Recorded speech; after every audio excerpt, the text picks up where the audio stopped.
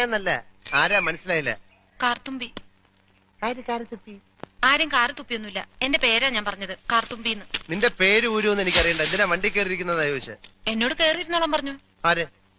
ഒരു കിളവൻ. അങ്ങനെ ഒരു കിളവൻ പറഞ്ഞാ കേറിയിരിക്കാനുള്ള വണ്ടി ഒന്നുമില്ല. ഇങ്ങോട്ട് ഇറങ്ങ വേണ്ടേ? പിന്നെന്തിനാ കാശ് എണ്ണി വാങ്ങിച്ചത്? ആര്? ഒരമ്മാവൻ. ഏതമ്മാവൻ? എനിക്കൊന്നും അറിഞ്ഞൂടാ. പോയി ചോദിക്ക്, അയാളാ ഷാപ്പിലുണ്ട്.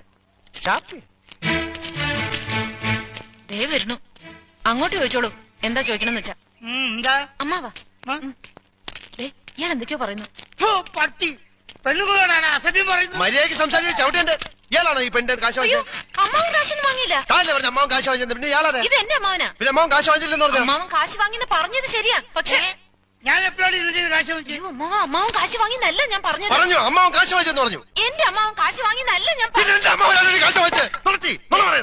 നുണച്ചിനെങ്ങാനും പറഞ്ഞാലുണ്ടല്ലോ. പിന്നെ നുണ പറയുന്നത് എന്ത് വിളിക്കണം? സത്യമാമെന്ന് വിളിക്കണം.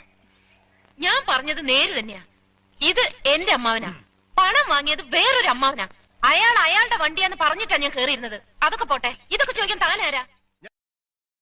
Download ShareChat.